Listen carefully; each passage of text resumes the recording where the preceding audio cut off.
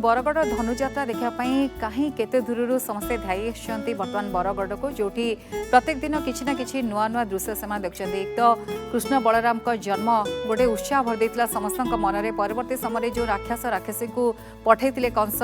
मारिबार दृश्य अभिनत होता प्रत्येक दिन यू दृश्य सहित सांस्कृतिक कार्यक्रम समस्त को मन मोहूची किंतु ता भितर आउ एक खबर जहाँ आम नजर पकेबा किंतु आप देखते पूरापूरी गोपपुर कथा कहतु बा जदि कंस महाराजकर अट्टहास्य संलाप समस्त मन मोहूची मन जिणुची ये प्रतिवर्ष एमती मुक्ताकाश रंगमंच दृश्य आम देखू कि भाव अभिनीत होता है किंतु ता भीतर समस्त नजर होता है कंसों उपर जी समस्त को निर्देश कि वार्ता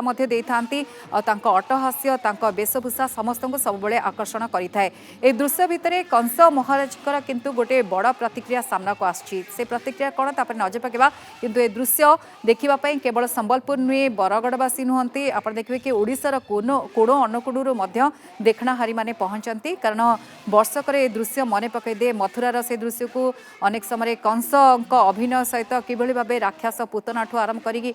बड़ बड़ राक्षस मानकु बा राक्षसी मानकु पेशी कृष्ण को वध करने से सबू दृश्य बर्तमान अभिनीत होउची प्रत्येक दिन संध्यारे सीधा सड़क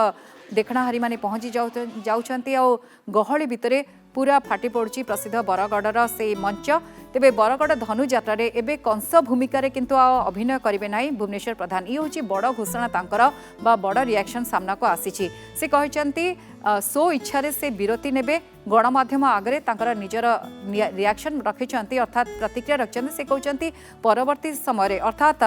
पर वर्ष से कंस भूमिकार अभिनय आदौ करेंगे ना स्पष्ट करते बरगढ़ धनुजात्रा व्यतीत अर्थात बरगढ़ धनुजात्रा छाड़ी अन्य जगह से किंतु कंस हेबे केवल कंस नुहे रावण अन्य चरित्र में से सामना को आसवे अर्थात भिन्न भिन्न भूमिकार अभिनय करेंगे किंतु बरगढ़ धनुजात्रा कंस हेबे नाही वर्तमान से कंस भूमिकार अभिनय कर अभिनय समस्त मन को छुँची किंतु आ परवर्ती समय से कंस भूमिकार अभिनय करेंगे ना सहित कथा होती आम रिपोर्टर हिमांशु आसतु शुणा से कौन कहते विश्व प्रसिद्ध बरगढ़ धनुजात्रार आज षष्ठ दिन एवं षष्ठ दिन में महाराजा कंस करेंगे रंगसभा तेबे आज आम सहित जी प्रबल प्रतापी महाराजा कंस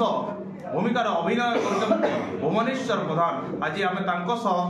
आलोचना करवा सर नंदीगंज टीवी को आपको स्वागत करे कौन कहे आज कौन सब दृश्य आप अभिनीत एवं जीवंत अभिनय लोके देखा व्यग्र हो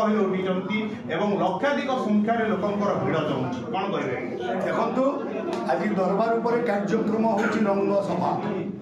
त्रिभुवन विजयी कंसासुर कृष्ण बलराम को वध करने पठेली गोपनग्रे पूतना सुंदरी निहत है पूतना जाइए षड़मल्लवीर समस्ते निहत होती कालीनाग शरणागत कृष्ण बलराम पादे तेणु कृष्ण बलराम को वध करने त्रिभुवन विजय कंस आज कर रंगसभा वास्तविक जीवन में कलाकार एवं धनुजात्रा रंग माखिले आपण कंस तेबे अनेक समय आप फाइन करनेक जो स्क्रिप्टलेस यात्रा रे अभिनय जीवंत थाए तेबे से समय केमती अनुभव थाए आपनकर दोषी को देखिले मो निश्चय दंड देवी प्रथम बिना हेलमेट रे मो मथुरा राज्य रे कई गाड़ी चालना करि परिबे नाही बिना ड्राइविंग लाइसेंस रे कई गाड़ी चालना करि परिबे नाही एवं वर्तमान सबुआड़े क्राइम बढ़ी चली विरोध करने आज घेब रंग सभा रक्त दान कर किंतु रास्ता आज जो प्रशासनिक अधिकारी मानक अनेक भूल भटकार आप तागिद करेंगे से समय कौन सब आप से समय अभिनयटी मो मथुरा राज्यर प्रजागण अभियोग बहुत आसी मो पाखक तेणु समस्त प्रशासन को आज आमंत्रण कर दरबार जार जो विभाग जो अभियोग आसी से विभाग अधिकारी को आज वो प्रश्न करी धान समस्या हो आलू समस्या हो क्राइम समस्या हो हेलमेट समस्या हो ट्रैफिक समस्या हो एवं स्वास्थ्य विभाग हो ये सब ऑफिसर आसुँच समस्त को तागिद करी ଗୋଟିଏ ପରେ ଗୋଟିଏ ରାକ୍ଷସ ରାକ୍ଷସୀ ନିଧନ ହୋଇଛନ୍ତି। ତେବେ ବର୍ତ୍ତମାନ କଂସଙ୍କର କ'ଣ ରହିବ, ଶ୍ରୀକୃଷ୍ଣଙ୍କୁ ବଧ କରିବା ନିମନ୍ତେ ତାଙ୍କର କ'ଣ ଯୋଜନା କ'ଣ ପ୍ରସ୍ତୁତ କରୁଛନ୍ତି? ଯୋଜନା ବା ଆଜି ହେଇଛି ରଙ୍ଗସଭା। ଆସୁଛନ୍ତି ସ୍ୱର୍ଗମର୍ତ୍ତ୍ୟ ପାତାଳପୁରୀ ରାଜନ୍ୟ ମଣ୍ଡଳୀ, ସମସ୍ତଙ୍କ ଉପସ୍ଥିତିରେ ହେବ ରଙ୍ଗସଭା। କାହିଁକି ନା ଏମାନେ ସମସ୍ତେ ମୋରି ବଶବର୍ତ୍ତୀ। ମହାରାଜା କଂସଙ୍କର ସବୁଠାରୁ ମାନେ ସୁଇଟ୍ ଡାୟଲଗ ବା ସବୁଠାରୁ ମାନେ ଯୋଉଟା ତାଙ୍କର ଅନୋଖା ଡାୟଲଗଟା କ'ଣ ରହିବ? ପ୍ରଶ୍ନ ଗୋପ ରଖିବିନି ଆଉ ପୁରାଣ ପୃଷ୍ଠାରେ ଧ୍ୱଂସ ଧ୍ୱଂସ ହେବ ଗୋପପୁର ପ୍ରଚଣ୍ଡ ନଳେ। ଜଳି ଉଠ ବୈଶ୍ୱାନର ସହସ୍ର ଶିଖାରେ। ହେ ଇଷ୍ଟ ଦେବ ପ୍ରଭଞ୍ଜନ ଯୋଗା ଇନ୍ଧନ। ଧ୍ୱଂସ ହେବ ଗୋପପୁର, ଧ୍ୱଂସ ହେବେ କୃଷ୍ଣ ବଳରାମ। ସାର୍ ଶେଷରେ ଗୋଟେ ବିଷୟ ଯେ ମହାରାଜା କଂସ ଆଉ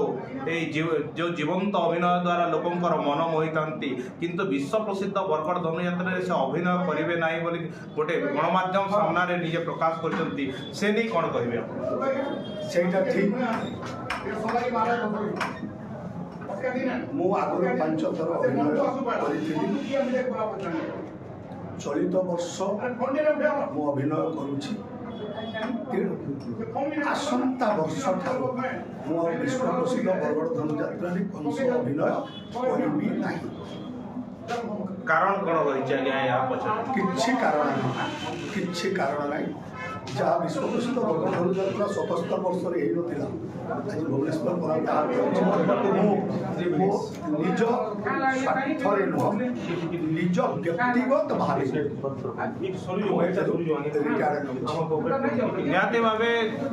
ନିଜେ ବ୍ୟକ୍ତିଗତ ଭାବରେ ସେ ନିଷ୍ପତ୍ତି ନେଇଛନ୍ତି ମହାରାଜା କଂସ। ଏ ବର୍ଷ ହିଁ ତାଙ୍କର ଶେଷ ଥର ମାନେ କଂସ ଭୂମିକାରେ ସେ ଅଭିନୟ କରିବେ ବିଶ୍ୱ ପ୍ରସିଦ୍ଧ ବରଗଡ଼ ଧନୁଯାତ୍ରାରେ, କିନ୍ତୁ ଅନ୍ୟ ସ୍ଥାନ ଗୁଡ଼ିକରେ ସେ ଅଭିନୟ କରିବେ ବୋଲି ନିଜ ଆଡ଼ୁ ସେ ସ୍ପଷ୍ଟ କରିଛନ୍ତି। ତେବେ ଏଥରର ଜୀବନ୍ତ ଅଭିନୟକୁ ସମସ୍ତେ ଉପଭୋଗ କରୁଛନ୍ତି, ଉପଭୋଗ କରିବେ ଏବଂ ଲକ୍ଷାଧିକ ସଂଖ୍ୟାରେ ଆଜି ମଧ୍ୟ ଭିଡ଼ ଜମିଛି, ଆହୁରି ମଧ୍ୟ ଭିଡ଼ ଜମିବ। ବରଗଡ଼ରୁ ହିମାଂଶୁ ଶେଖର ନନ୍ଦ, ନନ୍ଦିଘୋଷ ଟିଭି। समस्या स्वतंत्र कार्यक्रम को रखा।